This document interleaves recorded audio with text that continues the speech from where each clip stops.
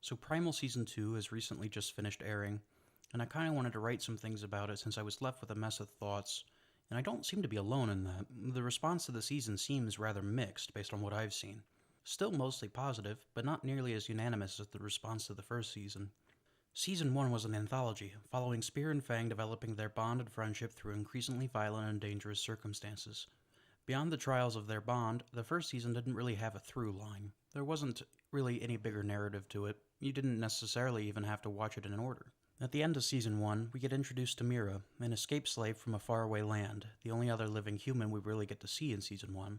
She, Spear, and Fang have a bit of an interaction and seem to be growing fonder of one another when she gets found by the slavers, leading Spear to say his one and only line of dialogue in Season 1.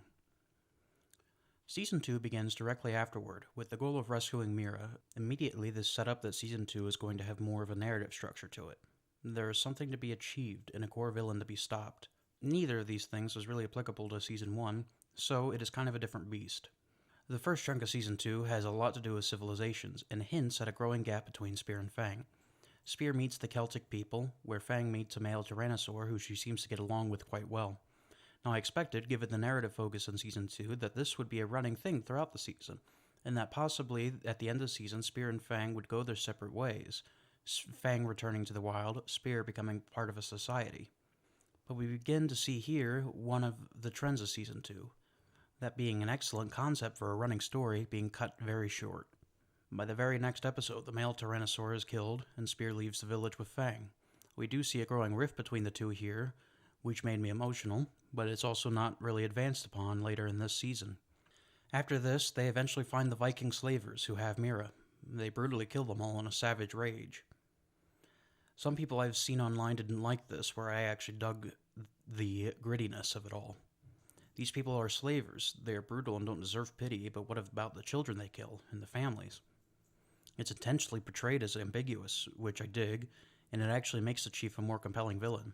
He is still a slaver, so I do see him as evil, but I definitely empathize with him wanting revenge. After this, we learn that Fang is pregnant, and Spear's reaction is adorable. But we end up seeing her lay the eggs. Like, we get a close-up shot of the eggs coming out of her cloaca, and I just don't get this decision. I know Primal is about, the brutality of nature and all that, so the crudeness of biology would definitely mesh with that. But if we wanted this to be a serene, peaceful scene, I personally really didn't want to see the egg come out of the cloaca. Personally, this and another scene at the very end of the season, I honestly feel like should have not been there, or should have just been shown in a different way. But the chief and his son attempt to hunt them down, both getting killed in the process. But in his afterlife, the chief makes a plea deal to the devil, or whatever he is, the Scorpion King, God, to let him have his revenge, turning him into the fire giant. But yet again, our focus completely shifts to the Colosseus arc. I might be alone here, but when I binge-watched Season 2, I thought Kamau and the fire giant were the same character. We have two bulky giants introduced right after one another. My assumption was that Kamau was the fire giant's actually human form when not on fire, so he was like a golem, and that lined up with him not getting wounded ever. I don't know. I feel like I can't be alone in that, but at the same time, I might just be dumb. Very possible. This whole 3-episode arc is really cool and definitely makes you feel bad for Kamau especially. But the fire giant, who you would expect to be the main villain of the season, has nothing to do with anything that happens. It's all about the evil Pharaoh lady. And I hated her. She was a great villain, and we really wanted to see her get her comeuppance. Possibly a minor thing, but I wonder why they didn't ever have her talk. Up to this point, each of the more intelligent characters that come from some sort of civilization spoke in a native language. Mira spoke in her language. The Celtic chief spoke in what I assume to be Gaelic. So why is it that the Pharaoh only yells like Spear does? It kind of took me out of it, at least. After that, we get to what I think might be the weirdest decision in the entire season, that being to follow up the 3-episode arc of the Colosseus with a 1-episode finale that has next to nothing to do with it. Seriously, we spent 3 episodes building up the Pharaoh villain, she gets killed, then in the next episode we don't ever see Kamau, and it's focused on this other villain who has barely been in the show at this point. They find Mira's old village and we see Mira's connections with this specific culture, but we have not had nearly enough time to get attached to this setting or any of the people there. So the final battle in the series takes place in a setting that none of our characters really have much of an attachment to, or at least not one seen on screen. It happens with the main antagonist, who also has no connection to this area, this place. And this is really the first time we've seen him in any action at all, at least in this form. I think this would have worked better had it happened on the ship from the previous arc, or just work the Colosseus arc into this somehow. Seeing Spear's backstory and his more ape-like father, I thought it was actually really cool. I really dug that it implies that Spear isn't quite fully human, maybe something more, well, primal.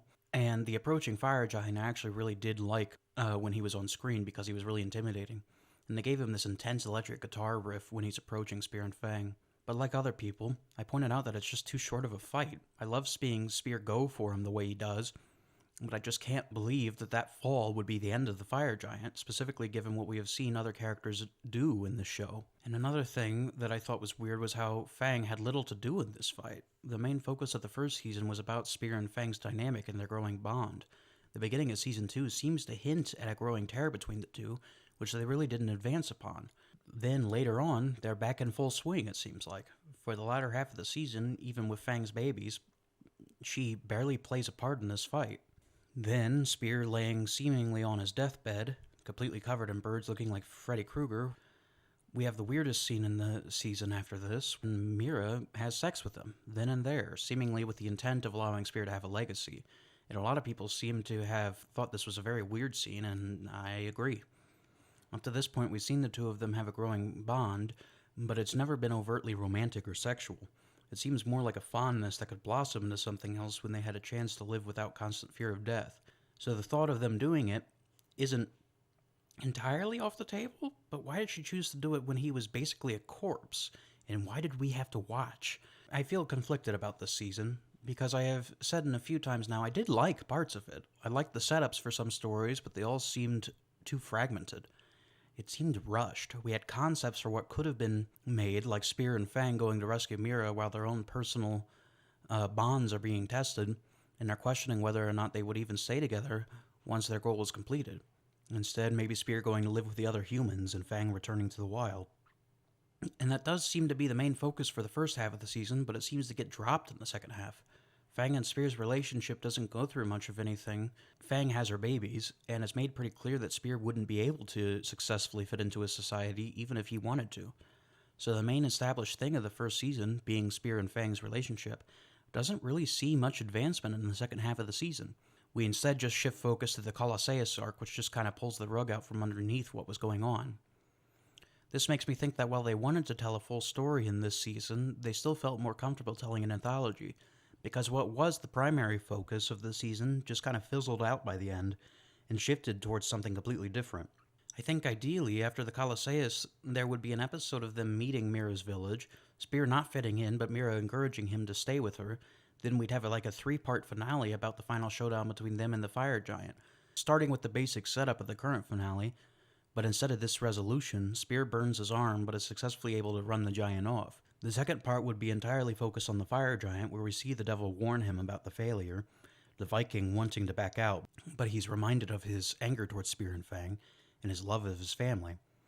Then the actual finale would be a full-on epic showdown with a lengthy fight, resulting in Spear being burned like in the original version, but no sex scene as it would have been hinted that it may have already happened. With all that criticism being said, the season does still have plenty of the strengths of the first. Lots of badass action and extremely heartfelt emotional moments that will tug at you. I would describe the first season as being more about surviving nature, where the second is more about surviving man. They have very similar feels, but the second season has a much more human energy to it, literally and figuratively in terms of its crises, but it's also a lot more confused. But the overall season is hampered by its own inability to remain focused on one story, so sadly I can't help but find this quite a bit inferior to the first season, which I would have given like a 9 out of 10. Where this one I feel like it's probably more fairly put on a 7 out of 10. It's still good in quality animation and all of that, but some of its parts are better than the whole.